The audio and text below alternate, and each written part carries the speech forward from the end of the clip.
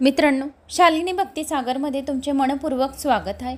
श्री अवधूत चिंतन, श्री गुरुदेव दत्त, श्री स्वामी समर्थ। मित्रांनो, स्वामी महाराज तुमच्या सर्व चांगल्या इच्छा लवकरात लवकर पूर्ण करो ही स्वामींच्या चरणी मी प्रार्थना करते आणि आज या देवी भागवत पुराणाला सुरुवात करते। तर आपण मित्रांनो, मागच्या व्हिडिओमध्ये देवीचे खूप काही अध्याय आपले ऐकले गेले आहेत आणि देवी कशा रूपामध्ये आपल्या घरात राहते, कोणत्या कोणत्या रूपात राहते, तिची कुठली मंत्राचा जाप केला तर आपल्याला काय लाभ होतो आणि एम या अक्षराचा अर्थ तुम्हाला सांगितलं। फक्त एम, एका डुक्करने फक्त एम हा शब्द बोलला, त्यामुळे त्याला 7 जन्माची दारिद्र्यता बी दूर झाली आणि त्याला मोक्षसुद्धा प्राप्त झाला। त्याशिवाय एका मुलगा लोमेश हा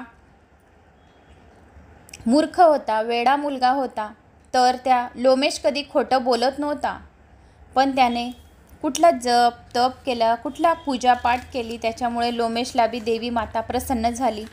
आणि जो कोणी हे देवी भागवत पुराण ऐकतो त्याचे सर्व दुःख, दारिद्र्य, दीन जे बी कष्ट आहेत ते सर्व 7 जन्मापर्यंत दूर होतात। आणि जो हे पुराण ज्याच्या पदरी खूप काही जन्माचं पुण्य, खूपच काही जन्माचं पुण्य पदरी आहे, त्यांनाच हे देवी पुराण ऐकायला मिळतं आणि त्यांना सर्व काही वैभव संपन्न, पुत्र पौत्र, धन धान्यादी, धनसंपदा, अखंड लक्ष्मीची प्राप्ती, जे जिथं जातील तिथं विजय आणि जिथे जिथे पाऊल टाकतील त्या त्या कामामध्ये त्यांना यश मिळेल, असं हे देवी श्रीमद भागवत पुराण आहे। 18 पुराणांमध्ये सर्वात श्रेष्ठ देवी भागवत पुराण। हिच्या आधीन सारी सृष्टी आहे, शिव, विष्णू, ब्रह्मा सर्व काही हिच्या आधी आहेत आणि ती सर्वांच्या शरीरामध्ये, सर्वांच्या घरामध्ये सूक्ष्म रूपाने राहते आणि एक शक्ती देते ती सर्वांना। म्हणून हे आपापले सर्व जो तो ज्याचे त्याचे कार्य पार पाडित असतात। शेषसुद्धा एवढी पृथ्वीला डोक्यावर घेऊन ठेवलेले आहे, तर शेषाला बी ही आदी माया, आदी शक्ती, जगदंबा अंबा माताची शक्ती शेषामध्ये आहे, म्हणून शेषाने बी एवढी साऱ्या पृथ्वीचा भार त्याच्या डोक्यावर ठेवलेला आहे।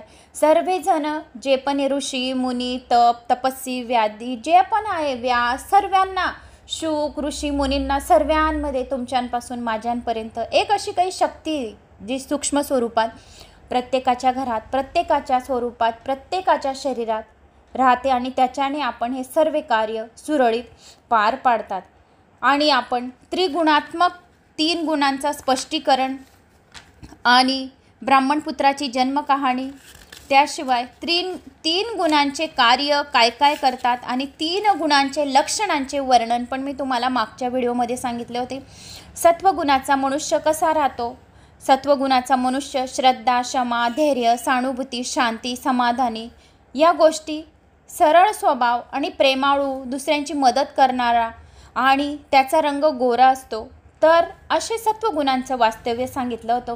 रजोगुणाचा रंग तांबड्या रंगाचा असतो, तर त्याचं वास्तव्य काय राहतं, त्रिगुणांचे लक्ष, 3 गुणांचे लक्षणं मी तुम्हाला स्पष्ट करून सांगितले होते।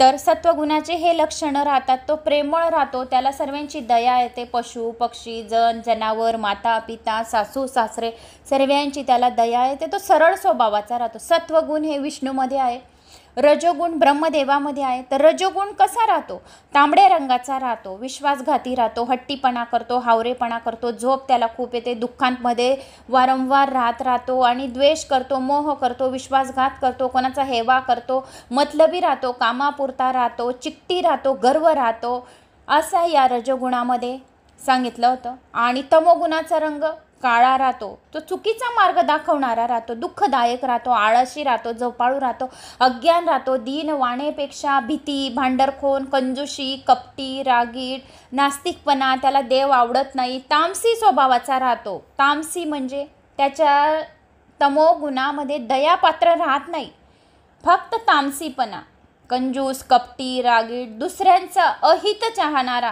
तमोगुणाचा। मी पण तुम्हाला हे सांगितलं होतं 3 गुणांचे लक्षणं।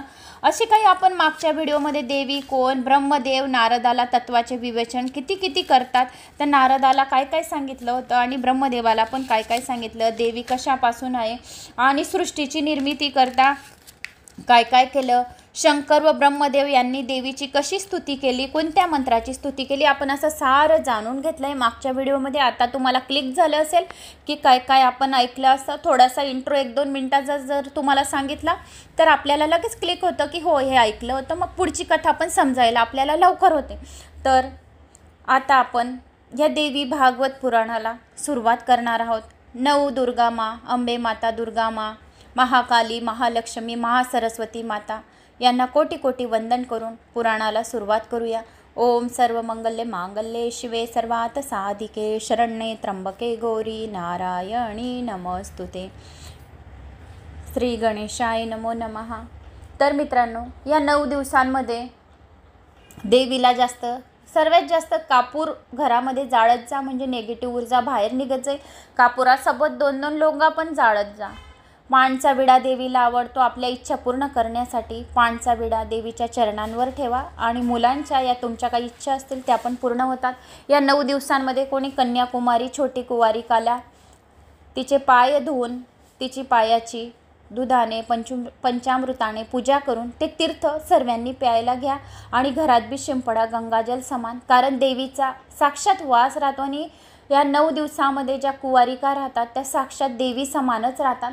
तर या 9 दिवसात पंचमीला कोणी 9 कुमारका बसवतो, कोणी अष्टमीला बसवतो, कोणी नवमीला बसवतो. या 9 दिवसात कोणत्याही दिवशी तुम्ही 9 कन्या बसवल्या तरी पण चालतात. चना, पुरी, खीर, हलवा असं जेवण बनवा, बटाट्याचे भजे वगैरे जे तुम्हाला आवडेल ते. नाहीतर खीर बनवून 9 कन्यांना खाऊ घाला. याच्याने बी आपल्या घरात धनधान्याची वृद्धी, बरकती बनलेली राहते. तर या 9 दिवसात अशा सेवा काही खूप आहेत. तर ते काही व्हिडिओ बाकीचे मी शालिनी भक्तिसागर कथावर चालू आहेत. महाकाल के उपाय 1 मिलियनवर चालू आहेत.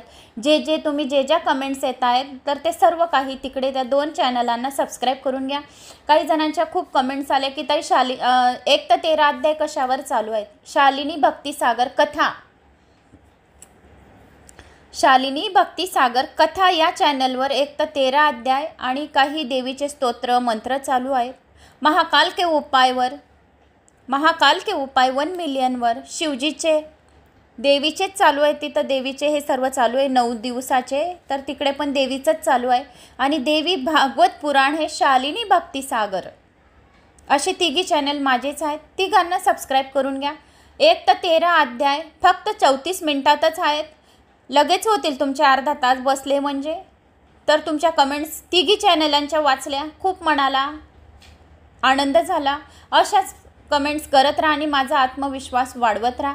3 चॅनलांच्या वरच्या जे पण माझे भाविक भक्त आहेत, देवीचे भाविक भक्त आहेत, तर त्यांना कोटी कोटी धन्यवाद. कोटी कोटी मोठ्या वरिष्ठ लोकांना प्रणाम करते. तर असेच एक कमेंट्स, कोणी नवीन आलं असेल तर चॅनलला सबस्क्राईब करून घ्या, लाईक करा, कमेंट्स करायला विसरू नका आणि शेअर नक्की करा. कमेंट्स केल्याने व्हिडिओ तुमच्यापर्यंत लवकर पोहोचेल.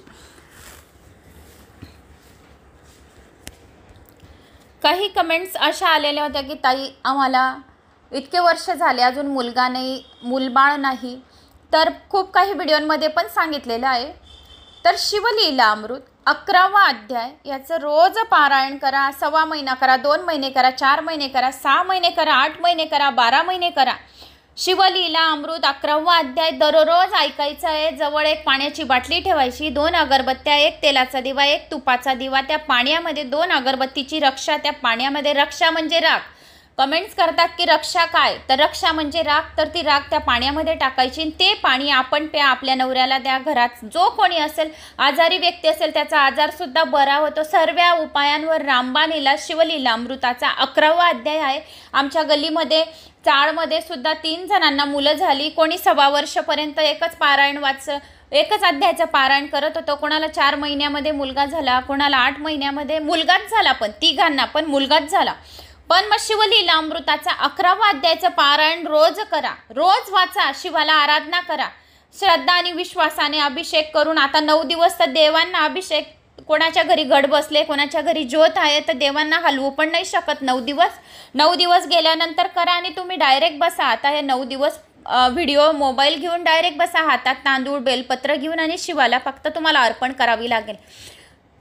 आणि ज्यांना कुमकुम मार्चन करायचं असेल पंचमीला या रोज, तर देवांना हलवत नाही 9 दिवस, देवीला बी हलवत नाही, देवी आपल्या घरातून चालली जाते, हलवली तर एक सुपारी आणून त्याच्यावर लक्ष्मीचे 108 नाव घेऊन शालिनी भक्ती सागरवर या कथावर तो पण व्हिडिओ माझा भेटून जाईल, त्या सुपारीवर तुम्ही कुमकुम मार्चन करत राहा आणि तो कुंकू एका डब्बीत जमा करा आणि ऐन वेळेस कुठे कामाला बाहेर जात आहे तेव्हा तो कुंकू कपाळी लावा। तर आता आपण पुढे होऊया। श्री गणेशाय नमो नमः। जन्मजयाला व्यास उपदेश करतात की जन्मजयाने मोठ्या उत्सुकाने व्यासांना प्रश्न केला, महाराज देवी यज्ञाचा विधी मला संपूर्ण सांगा, म्हणजे तो ऐकून मीही सावधानतेने तसा यज्ञ करीन। मला पूजेचा विधी, मंत्र, होमासाठी लागणारे साहित्य हे सर्व सांगा।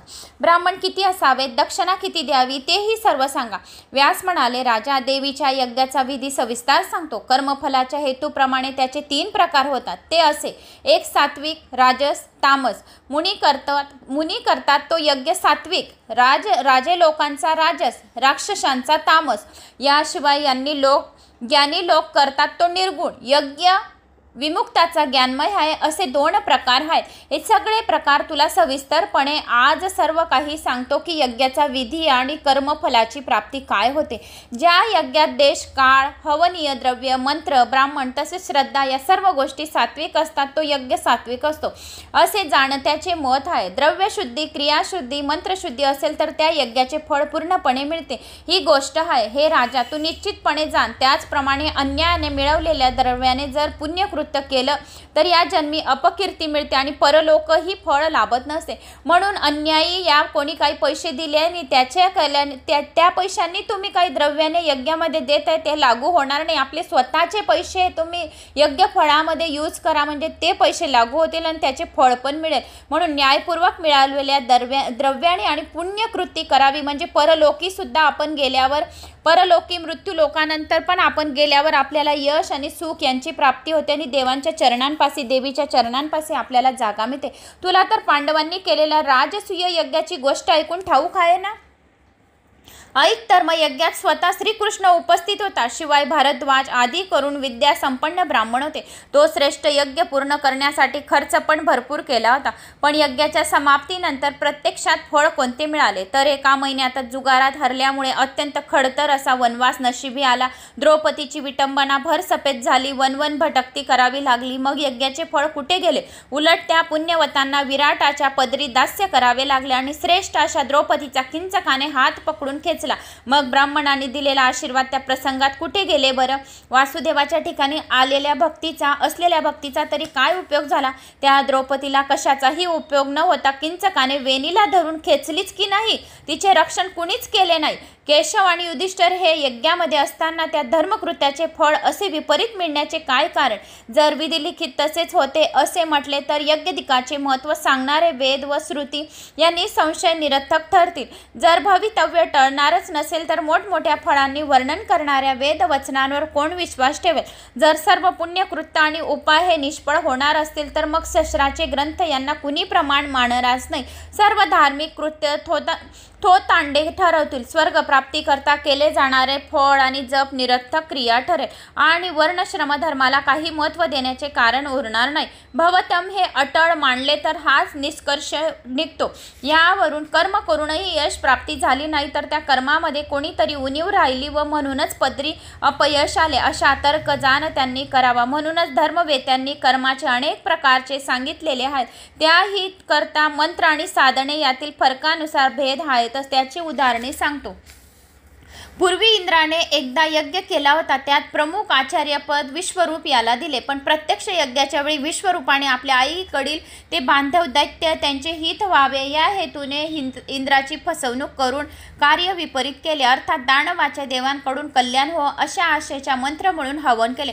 पुढे परिणाम असा झाला की दैत्य अदैत्य सामर्थ्यवान झाले। इंद्राच्या लक्षात जेव्हा विश्वरूपाचे कपट आले तेव्हा त्याने रागात वज्र घेऊन त्यांच्या क्षणार्थ शिरच्छेद केला। आता त्या ठिकाणी आश्चर्याची द्रव्याच्या मनातील विपरीत असल्यामुळे इंद्राच्या यज्ञात उणीव निर्माण झाली.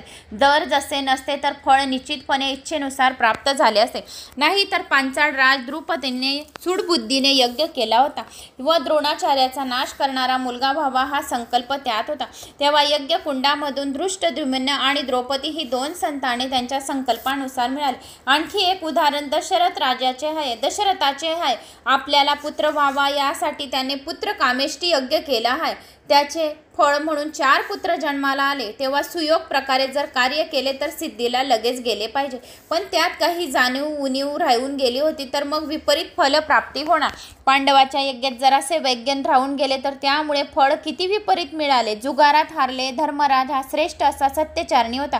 द्रौपदी श्रेष्ठ पतिव्रता होती तर भाऊ सुद्धा धर्मचारिणी होते. आणि द्रव्यशुद्धी नसल्यामुळे यज्ञ कर्मामध्ये उणीव निर्माण झाली आणि गर्वाने तो यज्ञ केल्यामुळे दोष राहून गेला. राजाकडून जबरदस्तीने त्या यज्ञासाठी द्रव्य संपादन केले होते. सात्विक यज्ञ हा फार दुर्लभ आहे. तो केवळ असे महामुनीच करू शकतात जे वनवासी, जितेंद्रिय, वैखनास आहे. राजे रोज वनातले कंदमुळे, फळे, अस्तिक अन्न आणि न्यायाने मार्गाने मिळवून खातात. असे सुसंस्कृत तपस्वी त्यात भोग घेतात. पण पुरोडास हेच फक्त हवनीय द्रव्य असते. पशुवध अजिबात नसतो. अतूट अशी श्रद्धा असते. या सर्वांच्या जोडीला शुभ मंत्र असतात. असा यज्ञ सात्विक म्हणावा. राजस यज्ञ जो असतो ज्यामध्ये पैसा भरपूर लागतो त्यासाठी मोठा मंडप, यज्ञस्तंभ असतो. अशा प्रकारच्या यज्ञाची आवड क्षत्रिय, वैश्य यांना असते. तामसी यज्ञ राक्षसाचा असतो. त्यांचे फळ म्हणून क्रोध व मद वाढतो. महात्म्यांनी हेव्यालाच तामसी यज्ञ म्हटला आहे. आणि आणखी एक यज्ञ आहे त्याचे नाव आहे मानसी यज्ञ. ज्यांना मुक्तीशिवाय कोणतीही अपेक्षा नाही त्यासाठी आहे तो यज्ञ.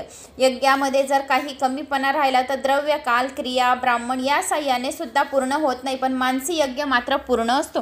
या मानसी यज्ञाकरता सर्वप्रथम गुणांचा त्याग करून मनाची शुद्धी करावी लागते. मन शुद्ध झाले, देह शुद्ध झाला, इंद्रियांना आवर घातला तर मन शुद्ध होते आणि मग तो पुरुष यज्ञासाठी योग्य होतो. मग मनानेच कल्पना करून फार भव्य असा मंडप करावा. त्याला अनेक खांब असावे. यज्ञ वृक्षाची कल्पना करावी.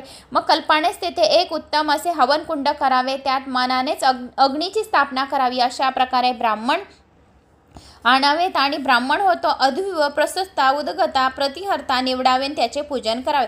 पंचप्राण रूपी अग्नी वेदीमध्ये स्थापित करावा. त्यात प्राण हा ग्राहापत्य अग्नी, अपान हा आवणीय अग्नी, व्याह दक्षिणाग्नी आणि समान अवस्था हा उदान सभ्य अग्नी मानावा. हे 5 अग्नी परमश्रेष्ठ आहेत. हवनीय द्रव्याची मनानेच कल्पना करावी. वरील सर्व गोष्टी मनानेच कल्पवायच्या असतात. मन हाच होता. मन हा यजमान असेल, यज्ञाचे अधिपती दैवत असेल, निर्गुण सनातन ब्रह्म निर्दोष असे फळ देणारी शक्ती असेल. निर्गुण शिवाजीच्या आधाराने सर्व ब्रह्मांड स्थित आहे आणि ती ब्रह्मा विद्या तिचेच पित्यर्थ प्राणी अग्नीमध्ये हवन द्रव्य अर्पण करीत असते. मग चित्त व प्राण स्थिर करावे आणि कुंडलीद्वारे सुशोमिनी नाडीमधून त्यांना शाश्वत ब्राह्मण होमावे. या प्रकारे प्राणाचा लय झाला. मग मनाने संकल्प करावा आणि विकल्प नष्ट होता. त्यावेळी स्वतःला विश्वस्वरूप जाणून भगवतीचे ध्यान करावे.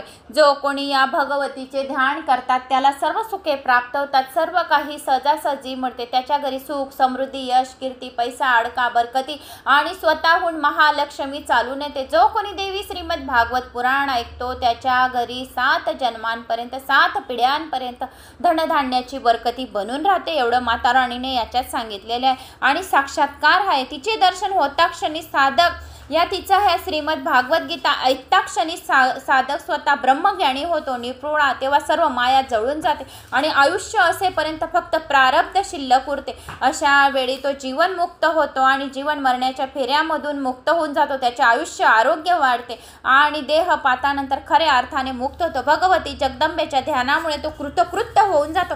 जो कोणी माता जगदंबेचे नुसतं ध्यान करतो, ओम ऐं ऐं क्लीं चामुंडाय उच्चै नमः या मंत्राचा उच्चार करतो, या जो कोणी माता भवानीची पण आराधना करून घेतली, श्रीमद भागवत पुराण 2 श्लोक पण ऐकून घेतले तरी देवी माता त्याच्या लवकरात लवकर सर्व सिद्धी प्राप्त करून देतात आणि त्याच्या सर्व इच्छा लवकरात लवकर पूर्ण करतात.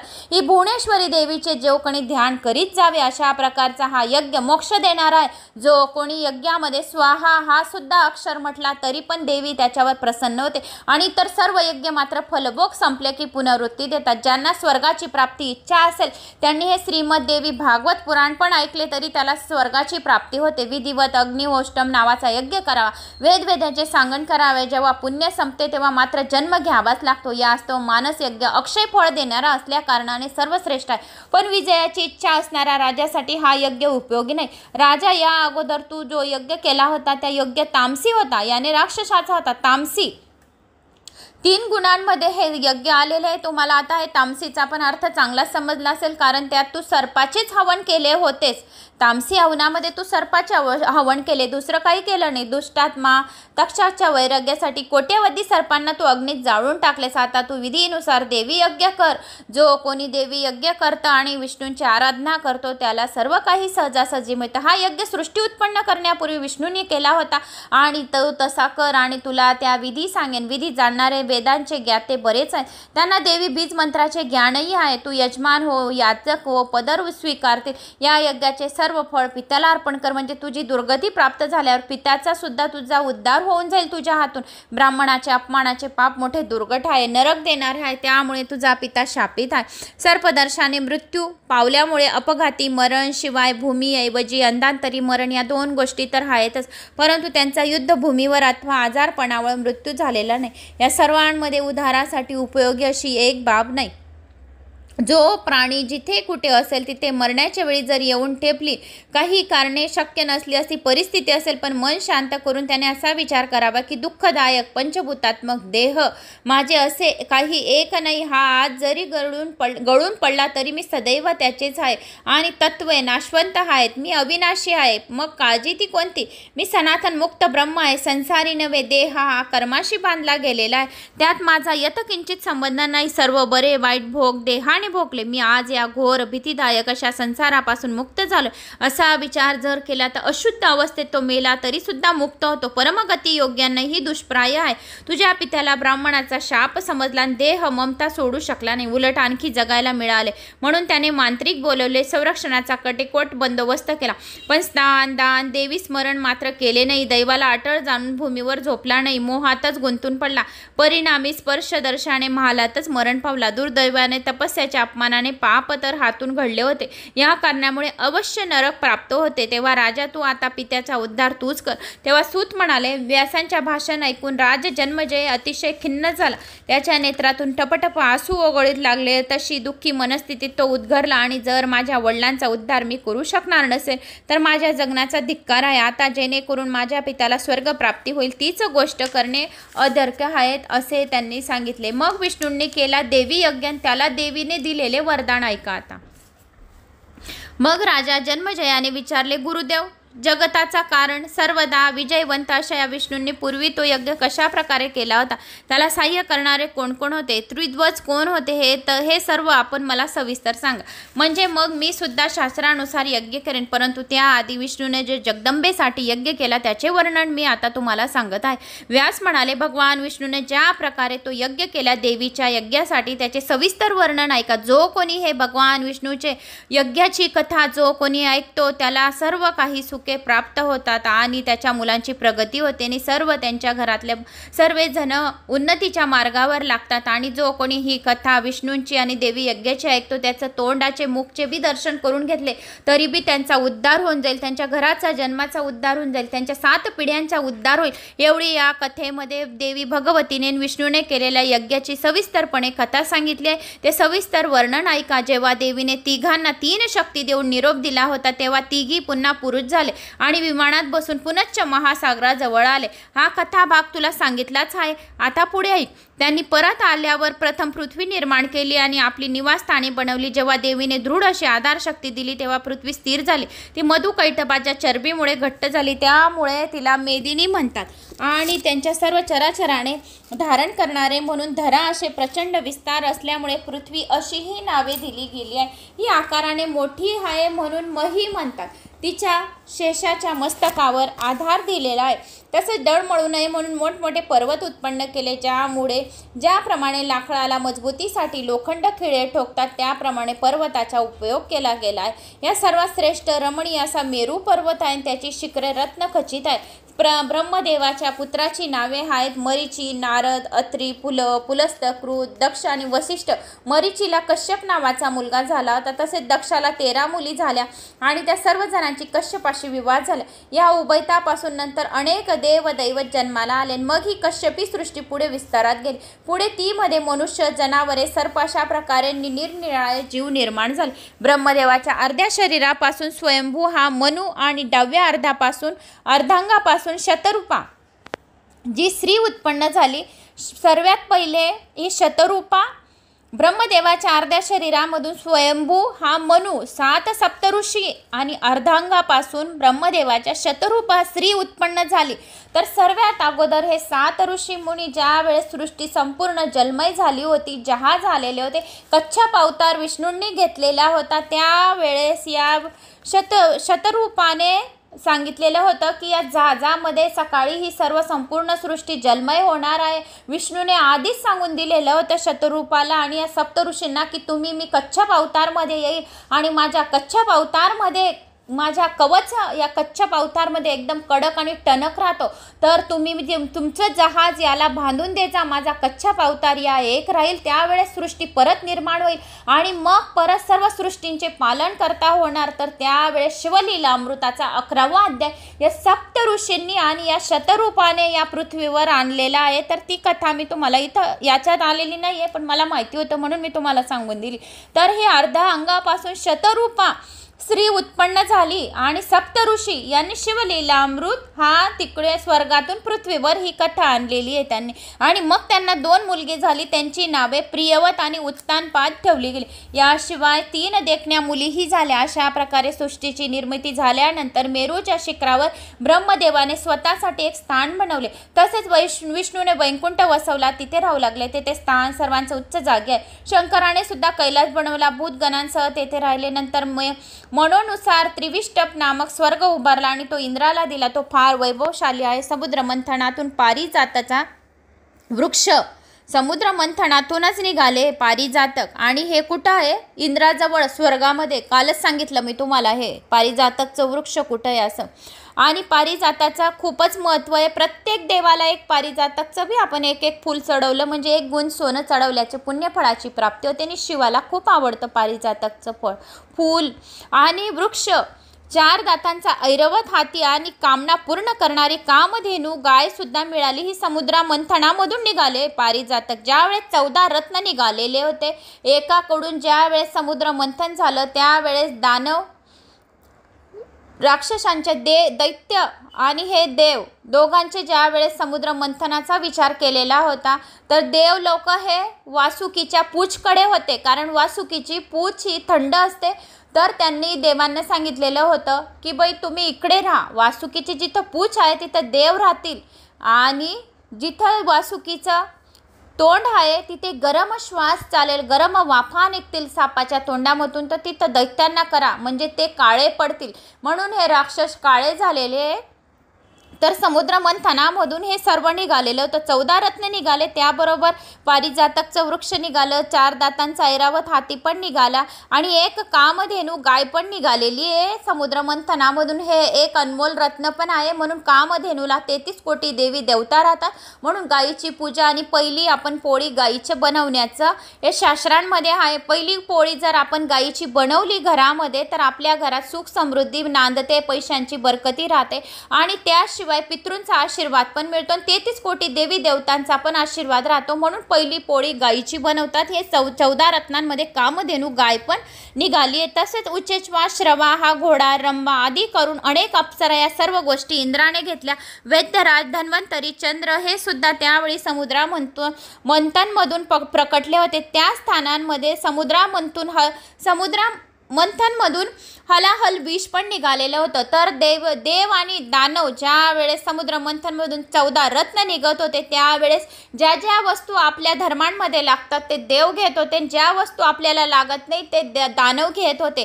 तर जे गाय निघाली आपण घेतलं, अमृत निघालं आपण घेतलं, हत्ती निघाले आपण घेतलं, पारिजातक निघाले आपण घेतलं. तर ज्या चांगल्या चांगल्या वस्तू होत्या तर त्या आपण ठेवल्या आणि ज्या आपल्याला चालत नाही त्या दानवांना दिल्या. पण ज्या वेळेस हलाहल विष निघालं त्यावेळेस देवांना बी आणि दैत्य दानवांना बी खूप चिंता पडली की आता हे दोघांमधून हलाहल विष कोण घेईल. मग त्यावेळेस हलाहल विषसाठी देव आणि दानवांनी शिवाला प्रार्थना केली की हे विष तुम्ही प्राशन करा. देवादिदेव महादेवच हे कार्य आता पूर्ण पार पडतील. आणि तो वेळ होता प्रदोष काल. ज्यावेळेस हलाहल विष निघालं त्यावेळेस 14 रत्न निघाले समुद्रा मंथनामधून आणि विष निघालं. तर त्यावेळेस शिवाने प्रदोष कालमध्ये विष प्राशन केलेलं आहे. म्हणून शिवलिंगाला प्रदोष कालाला एवढं महत्त्व दिलं गेलं आहे. 4:30 पासून तर 6:45 पर्यंतचा टाईम हा प्रदोष कालचा राहतो. सूर्यास्ताच्या 45 मिनिटं पहिले, सूर्यास्ताच्या 45 मिनिटानंतरचा हा भाग्यवान प्रदोष काल. या प्रदोष कालामध्ये साक्षात शिव आणि पार्वती साक्षात फेरी मारत राहतात. म्हणून शिवलीला अमृताचा 11वा अध्याय जर ज्यांना शक्य होत असेल त्यांनी 11वा अध्याय प्रदोष कालमध्येच वाचावा. कारण ज्या वेळेस आपण हा अध्याय वाचत असतो त्यावेळेस शिव, पार्वती आणि 33 कोटी देवी देवता, सरस्वती माता आणि यक्षराज, कुबेरराज हात जोडून उभे राहतात आणि लक्ष्मी नृत्य करीत राहते. म्हणून या प्रदोष कालाच्या वेळेस घरात एक दिवा, देवघरामध्ये एक दिवा आणि दररोज नियम करायला हवा की दरवाजामध्ये एक दिवा. कारण दिवा बघून आणि आपल्या देवाराच्या दिवा बघून आणि आपण पूजा करून साक्षात शिव पार्वती आपल्या घरात घुसतात आणि जी इच्छा आपण बोलतो त्यावेळेस चटकन पूर्ण होते. म्हणून या एवढं महत्त्व दिलं गेलं आहे की समुद्रामधून ज्यावेळेस 14 रत्न निघाले त्यावेळेस विषसुद्धा निघालं होतं आणि ते विष शिवाने प्राशन केलं आणि शिवाने विष प्राशन केलं प्रदोष कालमध्ये. तर विष प्राशन केल्यामुळे त्यांचा कंठ निळा झाला. तर या कंठ निळा झालेला म्हणून त्याला नीलकंठ असं एक नाव या शिवाला दिले गेलेलं आहे. म्हणून शिवाला सर्व काही भांग, धतुरा, काटेवाली फुलं, जंगलातली, अरण्यातली जे पण काही अरण्यातली जे पण फळ फूल आहे ते शिवाला, जे सर्व देवांना चालत नाही ते शिवाला सर्व विषवाले पदार्थ आवडतात. म्हणून या विषाला एवढं महत्त्व दिलं गेलं आहे. प्रदोष कालाला पण एवढं महत्त्व दिलं गेलेलं आहे. अशा तऱ्हेच्या या सृष्टीचे आणि समुद्र मंथनांमधून हे सर्व काही निघालं. देव आणि दानवांमध्ये ज्या वेळेस विष निघालं तर ते शिवाने प्राशन केलं. हे राजा, अशा तऱ्हेची ही सृष्टी 3 प्रकारची आहे. देव, दानव, मानव, पशु भेद कल्पित आहे. जीव चराचर आहे, प्रकारांनी जन्माला येतात ते असे. पहिला म्हणजे अंडज, मग दुसरं स्वदेज, तिसरं उद्भिज आणि 4 जरायुज. मग ब्रह्मा, विष्णू, महेश आणि महेश्वर आपापल्या कार्यामध्ये मग्न राहतात. एकेवेळी भगवान श्रीहरी वैकुंठात असताना त्यांना असं वाटलं की एकाएकीपूर्वी पाहिलेल्या सुधासागरातील मणिद्वीपाची आठवण झाली. सुधासागरामध्ये मणिद्वीप जो चकचकणारा लखलखणारा मणिद्वीपाची आठवण झाली. नुसतं मणिद्वीप आपण एवढं सुद्धा तोंडातून या श्रवण करून घेतलं आणि बोललं तरी पण आपली सर्व पापे चटकन भस्म होतात. आणि जे मी आता तुम्हाला सांगितलं 14 रत्नांचं महत्त्व तर ते सुद्धा सांगितलं तर ती सुद्धा कथा ऐकली तरी पण आपले पापे जळून भस्म होऊन जातात असे या देवी श्रीमद भागवत पुराणामध्ये सांगितलेलं आहे. तर मणिद्वीपाची आठवण झाली विष्णूला. तेथेच त्याला माया मंत्राने ज्यावेळेस त्याला मणिद्वीपाची आठवण झाली तेव्हा महामायाने त्याला एक मंत्र दिलेला होता. तुम्ही व्हिडिओ माझे खूप सारे ऐकले तर तुम्हाला मंत्र आठवणच असेल की मायेने कुठला मंत्र दिलेला होता विष्णू भगवानाला. ओम ऐं ह्रीं क्लीं चामुंडाय उच्चै नमः. या मंत्राचा सतत जाप करावा, बीज मंत्र करावा, त्याला सर्व सिद्धी प्राप्त करून घ्याव्या. जो कोणी ओम ऐं ह्रीं क्लीं चामुंडाय उच्चै नमः या मंत्राचा सतत घरात 108 वेळा जाप करत राहतो त्याच्यावर कुलदेवीचा आशीर्वाद राहतो. त्याच्या घरावर संकटे येत नाही. त्याच्या घरावरची सर्व काही संकटे, बिमारी, रोग सर्व काही कोसो दूर राहतात आणि माता राणी त्याला पदोपदी सर्व गोष्टींमध्ये सर्व कार्यांमध्ये आशीर्वाद देत राहते. म्हणून या महामाये मंत्राचा बीजाचा रोज जाप करावा. आणि मग तो मंत्र दिलेला होता तिथल्या प्रभावाने तो स्त्रीरूप झाला आणि मग त्यावेळी त्याला अंबिके प्रीत्यर्थ यज्ञ करावा लागला अशी इच्छा झाली. नंतर त्याने असे केले की शंकर, ब्रह्मदेव, वरुण, इंद्र, कुबेर, अग्नी, यम, वसिष्ठ, कश्यप, दक्ष, वामदेव, बृहस्पती अशा सर्वांना बोलवले. तेव्हा त्या सर्वांनी मिळून एकत्रपणे एका अतिभव्य अशा यज्ञाची तयारी केली. सात्विक व ऐश्वर्य संपन्न असे 7 जमवले. त्वष्टाने अतिविशाल असा मंडप उभा केला. 27 महाज्ञानांनी ऋषींनी युक्त केले. यज्ञपीठ हवन कुंड बनवले. ब्राह्मणांनी सबीज देवी मंत्राच्या जपाला आरंभ केला. होमामध्ये आहुत्या पडू लागल्या.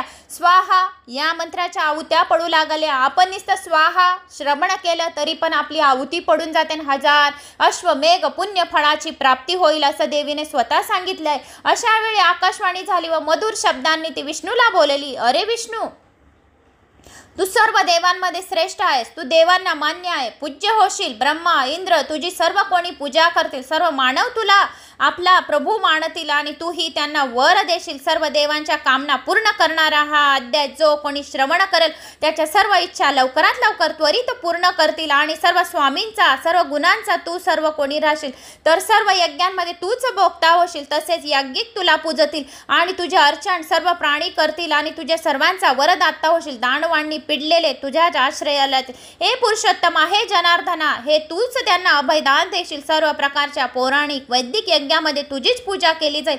तुझीच कीर्ती राहील आणि जो कोणी तुझ्या या कीर्तीचं आख्यान चरित्र वाचतील त्यांची पण तशीच कीर्ती सर्व दूर राहील. जेव्हा कधी पृथ्वीवर धर्म मंदावेल तेव्हा 80 अवतारामध्ये घेऊन धर्माचे रक्षण तुलाच करावं लागेल. पृथ्वीवर तुझे पुष्कळ अवतार होतील. ते अवतार महात्म्यांना मान्य होतील आणि तुझी आराधना साधना करतील. माधवा, केशवा, श्रीकृष्ण, संघर्षणा, मधुसूदना असे तुझे खूप काही अवतार 10 अवतार होतील आणि तुझे अवतार असल्यामुळे तू सगळीकडे प्रसिद्ध होशील. तुझी पूजा करणाऱ्याला बी शिवालाच प्राप्त होईल आणि शिवाची पूजा करणाऱ्याला बी तुलाच प्राप्त होईल. तुझी पूजा पण केली तरी पण ती पूजा मलाच प्राप्त होईल असे देवीने विष्णूंना सांगितले. त्या अवतार कार्यात शक्ती तुझ्या सहवर्तनाने असेल. ती शक्ती फक्त माझीच असेल, कोणाचीच नाही राहणार. तू जे कार्य करतो, तुझे जे भक्त नावं घेतात ती माझीच नाव घेतात आणि ते मलाच प्राप्त होईल असे कार्यसिद्धी करेल. ती वराही, नारसिंह अशा नावांनी अनेक नावांनी प्रसिद्ध होतील. ती आकर्षक स्वरूपाची शस्त्रांनी सज्ज असेल. तिच्या मदतीने माझ्या वरांनी तू देवाचे कार्यसिद्धीस नेशील. परंतु गर्वाने कधी शक्ताचा उपमर्द मात्र करू नकोस. काम, क्रोध, मत्स्य, गर्व, अहंकार तुला टाकावे लागतील. जो कोणी काम, क्रोध, मत्स्य, गर्व, अहंकार टाकून देतो, या 6 गोष्टी जो कोणी टाकतो त्याला सर्व सिद्धी प्राप्त होतात. त्याची आत्मा पवित्र होऊन जाते. पुराण आणि हे श्रवण कथा केल्याने त्यांचा आत्मा अत्यंत पवित्र होऊन जातो. त्याच्या आत्म्यामध्ये थोडंसं पण काही कपट चपट नाही राहत. म्हणून त्यांच्या प्रत्येकाच्या आत्म्यामध्ये मी वास्तव्य करीत राहील आणि उलट मनापासून त्यांची पूजा करून त्यांना मान देत जा.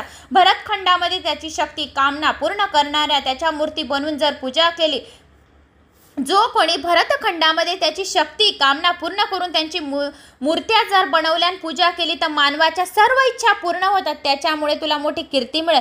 पृथ्वीवर आणि 7 द्वीपांमध्ये तू विख्यात होशील. पृथ्वीवरील सर्व मानव तुझी आता शक्तीची पूजा करतील. आपल्या इच्छाच्या पूर्तीसाठी तू नेहमीच निरनिराळ्या उपचारांनी भावयुक्त पूजा करतील. त्याची पूजा सुद्धा भुजेमध्ये भूमंडळावर स्वर्गात वृद्धी होईल. जो कोणी तुला पूजनीय करतील, जो कोणी विष्णू भगवानांचं नाव घेईल, जो कोणी लक्ष्मी मातेचं नाव घेईल, त्याच्या घरामध्ये धनधान्य संपूर्ण भरलेले राहील आणि तुझी पूजा केल्याशिवाय त्यांना धन सुद्धा मिळणार नाही. म्हणून जो कोणी हे आख्यान, इतकं पवित्र आख्यान ऐकतील त्याला सुद्धा धनधान्य भरपूर प्रमाणात मिळेल. मग व्यास म्हणाले, असा वर देऊन ती वाणी समाप्त झाली. जी आकाशवाणी झाली होती मातेची ती समाप्त झाली. विश्वात्मा भगवंतालाही त्या वरामुळे फार आनंद झाला. विष्णूने ब्रह्मदेवाचे पुत्र आणि मुनीचा सत्कार करून निरोप दिला. सर्व देव आपापल्या स्थानावर निघून गेले. सर्व मुनी आश्चर्यचकित होऊन परस्पराशी बोलत आपापल्या पवित्र स्थानी आश्रमात जात होते. सुमधुर आकाशवाणी समक्ष ऐकल्या असल्यामुळे त्यांच्या सर्व मनामध्ये भगवतीची ठिकाणी प्रीती निर्माण झाली. जी आकाशवाणी झाली तर त्यांच्या मनामध्ये प्रीती निर्माण झाली. तुम्ही आता हे आख्यान ऐकताय, तुम्ही हे भागवत पुराण ऐकताय, तर तुमच्या मनामध्ये वारंवार देवीची अप्रतिम मूर्ती, अप्रतिम शब्द तुमच्या कानामध्ये गुंजत असतील. वारंवार तुम्हाला या शब्दांची आठवण येत असेल की आपण काय ऐकलं आहे, तर वारंवार तुम्ही जय माता दी, जय माता दी करत असणार. तसे हे देव सर्व जय माता दी, जय माता दी करत आहे. जय माता दी लिहिल्याने, बोलल्याने, कमेंट्स केल्याने माता राणी सर्व इच्छा पूर्ण करतात. म्हणून जय माता दी, जय माता दी हे ब्रह्मा, विष्णू, महेश सर्वजण करत आहे आणि देवीची स्तुती करत आहे. मग ब्राह्मण ऋषीवर्गीय नित्य पूजन करू लागले. मूळ प्रकृतीची आराधना निश्चितपणाने सर्व मनोरथ करणारी आहे. असे हे देवी पुराणांचे विष्णूने केलेला देवी यज्ञाचा आणि देवीला दिलेले वरदान 14 रत्नांचे आख्यान हे संपूर्ण जगामध्ये सविस्तरपणे आणि प्रीतीच राहील. याची सर्वदूर या अध्यायाची आणि या कथनाची कीर्तीच पसरत राहील असे देवीने सांगितले. देवीचे महात्म्य ऐकवण्याची राजाची विनंती आणि व्यास सुदर्शनांनी कथा सांगू लागल्या. मग आता आपण देवीचे महात्म्य ऐकूया. व्यास सुदर्शनची कथा त्याच्यात आहे. जन्मेजय म्हणाला, गुरुदेव, तुम्ही सांगितलेले व विष्णूने केलेले देवी यज्ञ मी ऐकला. आता मला अंबिकेचे महात्म्य ऐकायचे आहे, ते सविस्तरपणे सांगा. ते चरित्र ऐकल्यावर मी यज्ञ करीन आणि तुमच्या कृपेने पावन होईन. जेव्हा व्यासांनी सांगण्यास सुरुवात केली तेव्हा ते म्हणाले, मी तुला देवीचे उत्तम असे लीला चरित्र सांगतो. एक जुनी गोष्ट आहे, ती ऐका. जो कोणी हे चरित्र उत्तम ऐकतो त्याचे खूप काही जन्माचे पुण्यफळ असेल, त्यालाच हे देवी भागवत मधले देवी महात्म्याचे चरित्र ऐकायला मिळते. देवीचा नवरात्र उत्सवातील पूजेचा विशेष विधी आणि महात्म्य चरित्र. जन्मेजयाने व्यासांना प्रश्न केला, महाराज, नवरात्री पर्व असेल तेव्हा काय केले पाहिजे? विशेष करून शारदीय नवरात्रीचा विधी सांगा. त्याचे फळ कोणते मिळते? पूजा करण्याचा विधी कसा असतो? द्विजराज, ते सर्व मला सविस्तरपणे विस्तारपूर्वक सांगा की शारदीय आणि अश्विन नवरात्रमध्ये काय काय करावे लागते. तिथे व्यास म्हणाले, राजा, नीट ध्यान देऊ नये. नवरात्र पूजेचा कल्याणकारी विधी सांगतो. शरद ऋतूतील नवरात्रात तो आवर्जून करावा. तसाच वसंत ऋतूतील नवरात्रसुद्धा प्रीतीपूर्वक करावा, कारण हे दोन्ही ऋतू सर्वांकरिता यमद्रष्ट असे सांगितले आहे. शरद ऋतू आणि वसंत ऋतू हे प्राण्यांसाठी असह्य आहेत. यासाठी शुभ होण्यासाठी इच्छा असणाऱ्या प्रत्येक प्रयत्नपूर्वक हे नवरात्र केले पाहिजे. हे दोन ऋतू महाघोर असून या काळात रोगराई जाळते आणि अश्विन नवरात्र आणि शारदीय नवरात्रांना खूपच महत्त्व दिलं गेलं आहे आणि प्राणहानी सुद्धा होते. म्हणून जाणत्यांनी या काळात चंडिकेची आराधना करावी. चैत्र आणि अश्विनातल्या 9 दिवसात भक्तीने पूजा करावे. जे पण चैत्र आणि अश्विनमधल्या 9 दिवसात 9 देवींची भक्तिपूर्वक श्रीमद भागवत पुराण ऐकतात त्यांना सर्व काही सहजासहजी मिळते. फाल्गुन अमावस्येच्या दिवशी उत्तम प्रकारचे साहित्य जमवावे. त्या दिवशी एकदाच हविष्याज्ञ भोजन करावे. चांगले सपाट जागी मंडप उभारावा. तो 9 हात लांब आणि 7 हात रुंद असा असावा. रंगबेरंगी पताकांनी तो सजवावा. मग पिवळी माती आणि गाईचे शेण असे मिश्रण करून तो सारवावा. मंडपाच्या मधोमध एक वेदी तयार करावा. तसेच 4 हात लांब रुंदी 1 हात उंची असेल व्यासपीठ बनवावे. तोरणे झालरी वगैरेंनी मंडप नटवावा. छताला मधोमध एक चांदवा लटकावा आणि मग देवी तंत्रातील जाणकार ब्राह्मणांना रात्रीच बोलवून आणावेत. आचारशील वेदज्ञ असावेत. प्रतिपदेला भल्या पहाटे उठून विधीपूर्वक स्नान करावा. नदी, तलाव, विहीर किंवा घरातच आंघोळ करावी. गंगा मातेचं नाव घ्यावं. आंघोळीच्या पाण्यात गंगाजल मिश्रित जल आंघोळीच्या पाण्यात घालून त्याच्याने आंघोळ करावी. म्हणजे आपले सर्व पापे जळून भस्म होतात आणि आपलं मन आत्मा निर्मल आणि पवित्र होऊन जातं. मग निर्मकर्म आटपून घ्यावे आणि मग सर्व ब्राह्मणांची 16 उपचारांनी पूजा करावी आणि त्यांना पूजेची सुपारी द्यावी. आपल्या ऐपतीप्रमाणे कापड व अलंकार द्यावे. जर सामर्थ्य असेल तर मुळीच कंजूसपणा करू नये. ब्राह्मण संतुष्ट असतील तर कार्यसिद्धी होण्याची लवकर निश्चित असते. देवी चरित्राचे पाठ 1, 2, 3, 5 अथवा 9 ब्राह्मणांकडून करून घ्यावेत अथवा श्रीमद देवी भागवत पुराण ऐकावे. पारायण शांत ब्राह्मणांकडून करावे. या देवी श्रीमद भागवत पुराण पण ऐकलं तरी पण चालेल. वेद मंत्रांनी सविस्तर वाचन करावे. वेदीवर एक सिंहासन ठेवावे. त्यावर रेशमी वस्त्र अंथरावे. त्यावर 4 हात शस्त्रे आहेत अशी अंबिकेची प्रतिमा ठेवावी. रत्न अलंकार परिधान करावे. मोत्यांच्या माळा लिहिलेली दिव्य वस्त्र नेसलेली शांत व प्रमाणबद्ध अंगकाठी असलेली अशीच मूर्ती असावी. तिच्या हाती शंख चक्र गदा कमळ असून ती सिंहाच्या पाठीवर बसलेली असावी. अशी मूर्ती अगदी कल्याणकारी असते. नाहीतर 18 हातांची मूर्ती बसवावी आणि समज मूर्ती नसेल तर हरकत नाही. मग आपली कुलदेवीचा फोटो या कुलदेवीची मूर्ती अखंड दीप लावावा. अशा वेळेस मग सिंहासनावर समंत्रक देवी यंत्राची स्थापना करावी. त्या शेजारी कलश ठेवावा. 5 प्रकारच्या त्या कलशात पाने घालावीत. तीर्थ जल त्यात टाकावे आणि मग त्यात सोने व रत्ने घालावीत. पूजेचे साहित्य व्यवस्थित मांडून ठेवावे. सोने व रत्ने नसणार तर 1 सुपारी 1 रुपयाचा नाणा वगैरे काही पण नाणी त्या कलशामध्ये टाकावे आणि मग त्या कलशावर 5 पानं ठेवून त्यावर श्रीफळ ठेवावं. अशी कलश स्थापना ठेवावी. वाद्याचा गजर चालू असावा. हस्त नक्षत्रयुक्त तिथी अगर नंदादीत असल्यास अतिउत्तम. प्रतिपदेच्या दिवशी पूजा ही सर्व मनोकामनाची पूर्ती करणारी असते आणि आपल्या सर्व मनाच्या इच्छा पूर्ण करणारी असते. मग अगोदर संकल्पाचा उच्चार करावा. सर्वात प्रथम तुम्ही स्थापनेनंतर संकल्प घ्यावा की आपण कुठल्या कामाकरता, कुठल्या इच्छा करता याचा आपण संकल्प घेतो आहोत. तो संकल्प बोलावा. मग ते पाणी तामणात सोडून द्यावे. नंतर मग गणपतीची पूजा करावी. गणपतीचे अभिषेक घातल्यानंतर ते 2 विड्याच्या पाण्यावर सुपारी ठेवून द्यायची. मग देवीची पूजा करायची आणि मग देवीला आराधना करायच्या की आपले मनन चिंतन करायचे आणि मग सर्व इच्छा तुमच्या ज्या असतील त्या मनोकामना पूर्ती करण्याकरता संकल्पाचा उच्चार करावा. नंतर पूजेला आरंभ करावा. संपूर्ण दिवसभर उपास करावा. रात्री 1 वेळ भोजन करावी आणि मुगाची डाळ खावी. नाही तर मग लसण आणि कांदा खाऊ नये. देवीच्या 9 दिवसात लसण आणि कांदा खाल्ल्याने म्हणजे देवी माता जेवढे राक्षसांना जेवढे रात्रंदिवस संहार करीत होती तर तितके रक्त खाली पडलेले आहेत राक्षसांच्या. तर त्या राक्षसांच्या रक्तबीजामधून कांदे आणि लसण उत्पन्न झालेले आहे. आणि मग देवीपाशी निवेदन करावे की हे माते, मी विद्यानुसार नवरात्री व्रत करणार आहे, तरी बी जगदंबे ते पार पाडण्यास तू मला मदत कर. शक्य असतील तेवढे नियम पाळावेत. काही चुका करू नये. मंत्रोच्चाराने पूजा करावी. या नवरात्रीच्या दिवशी मांस, मदिरा या काही तामस भोजन काही पण असेल ते करायचे नाही आणि नियमशीर राहावे. असे या देवीचे नियम मंत्रोच्चार करून पूजा विधी करून पाळावे. चंदन, अगूर, कापूर अशी सुगंधित द्रव्ये अशी त्याचप्रमाणे सुवासिक फुले देवीला रोज अर्पण करावे. मंदार, करद, अशोक, चापा, लाल कणेरी, मालती, ब्राह्मी, बेलाची फळे तसेच धूप वगैरे उपचार अर्पण करून जगतजननीची पूजा करावी. ओम ऐं ऐं क्लीं चामुंडाय उच्चै नमः या मंत्राचा 108 वेळा जाप करावा. या पाठ करावे. या पुराणे ऐकावी. अशा अनेक प्रकारची फळे कथा ऐकून अनेक प्रकारची फळे सुद्धा भोगला द्यावी. नारंगी, संत्री, फणस, माळ, केळी, डाळिंबे वगैरे काही पण फळ देवीला अर्पण करावे. अशा तऱ्हेने तुम्ही देवीच्या विधीनुसार सर्व काही पूजा पाठ करू शकता. आणि भक्तिपूर्वक केलेल्या अन्नदानाचे यात फार मोठे महत्त्व आहे. आणि जे आपण नवरात्रीचे 9 दिवस आणि शिवरात्रीचा 1 दिवस यांचे जो आहे ते पुण्य कधीच संपत नाही. ते अक्षय आणि अजर अमर राहते. 10 रात्री ह्या आपले पुण्य ते आपल्यासोबतच येते. म्हणून या नवरात्रीचे पुण्य कधीच न संपणारे अक्षय म्हणजे कधी न संपणारे नवरात्री, शिवरात्री आणि महाशिवरात्री 11 रात्री शिवाच्या आणि माताची ज्या असतात.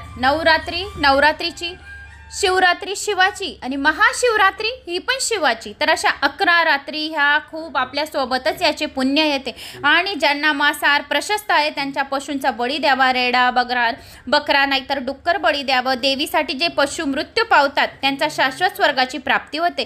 तो विधी हिंसा म्हणून गणला जात नाही, त्याला स्वर्गाची प्राप्ती होते. देवीसाठी जे पण तुम्ही बळी देणार तर ते जे पण तुम्ही काही बळी देणार तर त्यांना स्वर्गाची प्राप्ती होईल. यज्ञातील पशुवध ही अहिंसाचे आहे त्याबद्दल सर्व शास्त्रांचे एकमत आहे. कारण देवतेला अर्पण केलेले पशु स्वर्गात जातात. हवनासाठी जे कुंड करणारे त्रिकोणाकार असावे. त्रिकोणी आकार असून हा शुभ असतो. देवीचा जो हवन कुंड राहतो तर तो त्रिकोणी आकाराचा करावा. नित्य त्रिकाळ पूजा करावी. देवी प्रसन्नतेसाठी गीत, संगीत, पुराण, भागवत पुराण ऐकावे. देवी मंत्रोपचार करावा.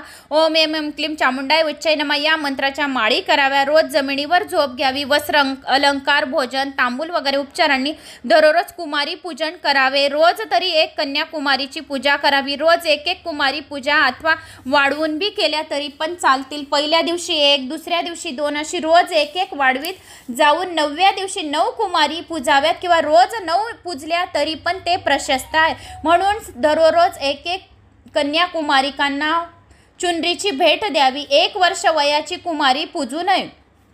जे 1 वर्ष वयाची कुमारी असेल तिला पूजू नये, कारण तिला चव, वास वगैरेची जाणीव नसते.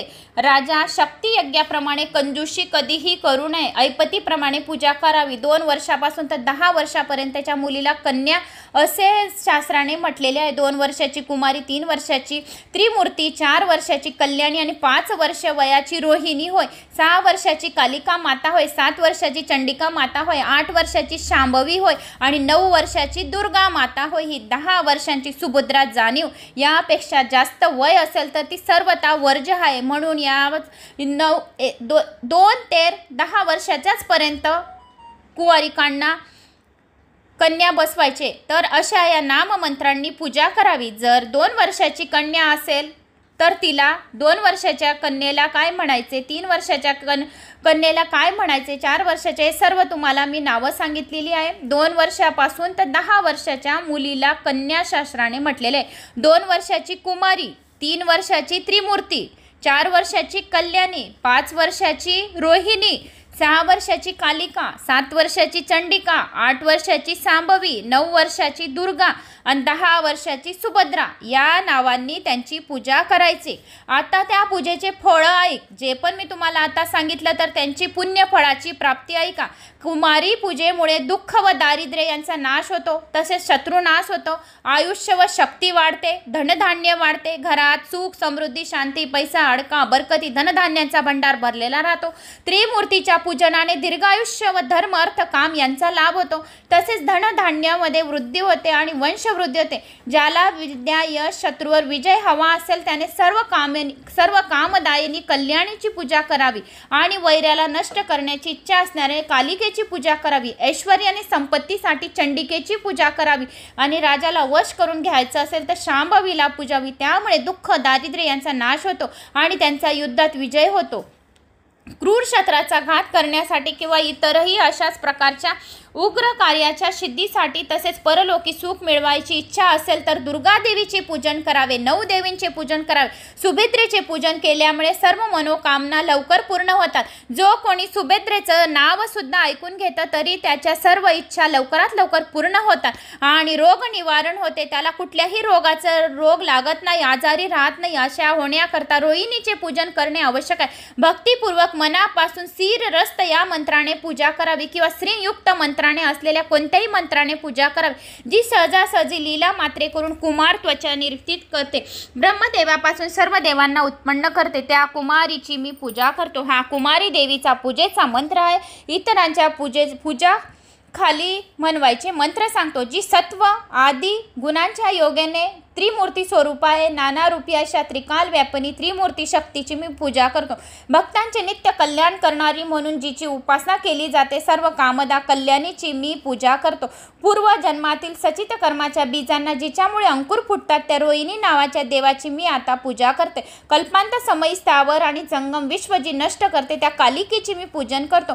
चंडमुंडांचा नाश करणारी, दुर्गट अशा पापांचे नाश करणारी विराट स्वरूपिणी अशी चंडिका देवीचे मी पूजन करतो. अहेत कपटपणे जी प्रकटते सुख देणाऱ्या शांभवीची मी पूजा करते.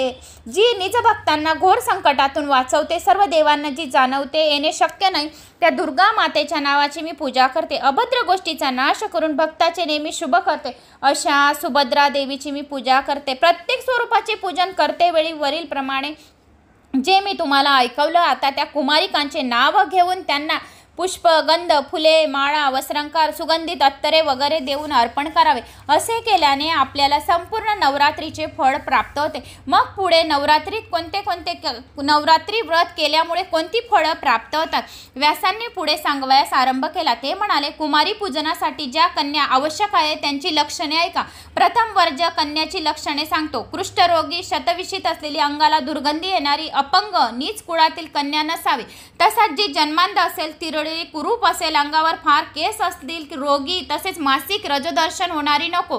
पुरुष शरीराची पूर्ण दिवस भरण्यापूर्वी जन्म झालेली विधवेची मुलगी अविहित स्त्रीला झालेली मुलगी सर्व कन्या योग्य नाहीत. आता पूजनेसाठी योग्य कन्या कोणत्या आहेत त्या ऐका. निरोगी सुस्वरूप बाधेसुंद चांगल्या कुळामध्ये जन्मलेली अव्यंग अशी असावी. सर्व प्रकारच्या कार्यसिद्धीसाठी ब्राह्मण, विजय प्राप्तीसाठी क्षत्रिय कन्या, लाभासाठी वैश्य आणि शूद्र जातीच्या कन्येचे पूजन करावे. ब्राह्मणांनी ब्राह्मण कन्येचे पूजन करावे. क्षत्रियांनी ब्राह्मण क्षत्रिय कन्या, वैश्यांची ब्राह्मण क्षत्रिय अगर वैश्य कन्या, शूद्रांनी कोणत्याही वर्णाचे कन्याचे पूजन करावे. शिल्पकारांनी मात्र आपल्या शिल्पी जातीच्या कन्याच पूजाव्या. नवरात्रीच्या 9 दिवसात हे पूजन करावे. समज एखाद्याला दररोज पूजा करणे शक्य नसेल मग त्यांनी अष्टमीला विशेष प्रकारे 9 देव्यांचे 9 कन्यांचे पूजन करावे. याचे कारण असे की पूर्वी दक्षाच्या यज्ञाचा विध्वंस करण्यासाठी कोट्यावधी योगिनीसह भद्रकाली प्रकट झाली होती. ती अष्टमीलाच प्रकट झाली होती. म्हणून नवरात्री नवरात्रीमधील अष्टमी तिथीचे विशेष महत्त्व आहे. त्या दिवशी जी पूजा करवायची असते त्यामध्ये जास्तीत जास्त उपचार असतात. साग्र, संगीत, पूजा सामग्री, खिरीचे हवन करावे लागते. क्षत्रियांसाठी रक्त मासाचे बलिदान व हवन हे प्रशस्त करावे लागतात. ब्राह्मणांना भोजन अर्पण करून फळे फुले दिल्याने जगदंबाला संतोष मिळतो, सर्व भक्तांच्या इच्छा पूर्ण करते. आणखी एक गोष्ट म्हणजे जर कुणा एखाद्याला 9 दिवस उपवास करणे शक्य नसेल मग त्याने काय करावे? मग त्याने 3 दिवस उपवास करावा. सप्तमी, अष्टमी व नवमी. जर ज्यांच्याने उपवास केले जात नाही त्यांनी सप्तमी, अष्टमी, नवमी असे 3 दिवस उपवास केले तरी पण संपूर्ण 9 दिवसाचे संपूर्ण पुण्य फळाची प्राप्ती होते. ती नित्य पूजा, कुमारी पूजन, होम, ब्राह्मण पूजन केल्यामुळे व्रताची पूर्ती होते. इतर अनेक व्रत 2 पुष्कळच आहे, पण या नवरात्रीच्या व्रताबद्दल त्यांच्या कुठल्याही प्रकारची तुलना होणार नाही. या व्रताचरणामुळे धन, धान्य, सुख, समृद्धी, वंशवृद्धी, आरोग्य, स्वर्ग, मोक्ष यांची प्राप्ती होते. विद्यार्थ्यांना धन मिळते, पुत्रार्थ्यांना पुत्र मिळतो आणि धनार्थ्यांना धन लाभते. सौभाग्यवतीचा अखंड सौभाग्य राहतं आणि अशा या कल्याणकारी सौभाग्याचे जे कोणी आख्यान ऐकतो, वाचतो किंवा कोणाला सांगतो, कोणाला शेअर करतो, कमेंट्स करतो त्याला सर्व सिद्धी प्राप्त होतात आणि सर्व इच्छा व्रताच्या पूर्ण होतात. त्यामुळे विद्यार्थ्यांना सर्व विद्या लगेच प्राप्त होते. राज्य गमवून बसलेल्या राजाला पुनश्च राज्य प्राप्ती होते. ज्यांनी गतजन्मी हे व्रत केले नसते ते रोगग्रस्त, दारिद्र्य, निपुत्रिक होतात. जे कोणी ह्या भागवत पुराणामधील कथा कोणीच ऐकत नाही त्यांना निपुत्रिक असा जन्म मिळतो, दारिद्र्याचा जन्म मिळतो. जर कोणी एखाद्या स्त्री जर विधवा, दारिद्र्य, वंद्य असेल तर खात्रीने समजावे की तिने हे व्रत आचरलेले नाहीये. जर हे नवरात्र व्रत करणार नाहीत त्यांना ऐश्वर्य तर कुठून मिळेल? जो कोणी हे श्रीमद भागवत पुराण ऐकणार नाही त्याला ऐश्वर्य कुठून मिळेल आणि स्वर्गाची प्राप्ती कुठून होईल? कोवळी बेलाची पाने रक्तचंदनाने माखून त्याने भवानीची पूजा जो करेल तो पृथ्वीवरचा राज्य करेल. जो सनातनी अशा कल्याणी देवीची आराधना करत नसेल त्याच्या वाटेला केवळ दुःख आणि दारिद्र्य सोसावे लागतात. त्याच्या कोणत्याही कामात यश मिळत नाही. जो कोणी देवी पुराणे ऐकत नाही, देवीची पूजा पाठ हवन करत नाही त्याला दुःख, दारिद्र्यच भोगावं लागतं. ब्रह्मदेव, विष्णू, शंकर, इंद्र, अग्नी, कुबेर, वरुण, सूर्य हे सुद्धा कामनापूर्तीसाठी नेहमी तिचे ध्यान करीत असतात, चंडिकेची आराधना करीत असतात. आणि अशा तऱ्हेने जो कोणी आख्यान ऐकतं, सांगतं त्याला बुद्धी प्राप्त होते. आणि मनुष्याला जो कोणी हा आख्यान जरूर ऐकतो आणि कोणाला सांगतो त्याला सर्व प्रकारची बुद्धी प्राप्त होते. प्रखर बुद्धीमध्ये प्रकाश पडतो आणि कोणता यज्ञ जरी असेल तरी त्याच्या स्वाहा आणि स्वदा या नामोच्चाराने देव पितर तृप्त होतात. मी मागे सांगितलं होतं तुम्हाला स्वदा हा नाव घ्यायचं आहे. जो पण आगगारी टाकतो, घास टाकतो पितरांची त्याला स्वदा हे नाव बोलायचं आणि देवीच्या हवनामध्ये स्वाहा हे नाव बोलायचं आहे. तर अशा तऱ्हेने ह्या देवी नवरात्रीचे जे आपण पूजा आपण ऐकली, या पूजा केली तर ही फळे त्यांना मिळतील. जिचे ध्यान करतात ब्रह्मा, विष्णू, शंकर कामनापूर्तीसाठी या चंडिकेची आराधना करावी अशी बुद्धी मनुष्याला का सुचत नाही? कोणता यज्ञ जरी असेल तरी स्वा आणि स्वदा नामोच्चाराने देव पितर सर्वजण तृप्त होतात. मोठे मोठे ऋषी मुनी सुद्धा यज्ञामध्ये स्वाहा आणि स्वदा या मंत्रोच्चाराचा उच्चार करतात. जो कोणी स्वा आणि स्वदा एक वेळा पण ऐकून घेतो तरी पण त्यांचे सर्व सिद्धी प्राप्त होतील आणि त्यांच्या मुलांची प्रगती होईल. 7 जन्माचे दारिद्र्य दूर होतील आणि त्यांच्या घरी कुठलेच दुःख काहीच राहणार नाही, रोग नाहीसा होईल असे सांगितले आहे. जिच्या सत्तेने इच्छेने प्रजापती विश्व उत्पन्न करतो, विष्णू अनेक अवतार घेतो, शंकर शेवटी भस्म करतो. कल्याणदायीला मानव का भजत नाही? अशा विशाल ब्रह्मांडात देव, दानव, नाग, पक्षी, गंधर्व, पिशाच कुणीही असो भगवतीच्या शक्तीविना श्वास सुद्धा घेऊ शकत नाही, कारण ती प्रत्येकाच्या श्वासामध्ये, प्रत्येकाच्या शरीरामध्ये राहते. म्हणून तुम्ही सर्वजण, आपण सर्वजण हे श्वास घेऊ शकतात. मग त्या संकल कामना पूर्ण करणाऱ्या भगवतीची सेवा कोण बरे करणार नाही? अरे राजा, पाप्यामधल्या महापापी सुद्धा नवरात्री व्रत करील तरी तो सुद्धा पवित्र होत जाईल यात शंका मुळीच नाही. याच विषयी एक गोष्ट सांगतो ती ऐक. पूर्वी कोणे एके वेळी कोसल देशात एक वाणी राहत असे. धनाचा अभाव असल्यामुळे तो नेहमी दुःखी असे. त्याला मुले बाळे भरपूर होती आणि संध्याकाळी एक वेळेस अन्न मिळत असल्यामुळे ती भूकजलेली असत. तो सुद्धा दिवसभर काम करून संध्याकाळी एकदाच जेवत असे.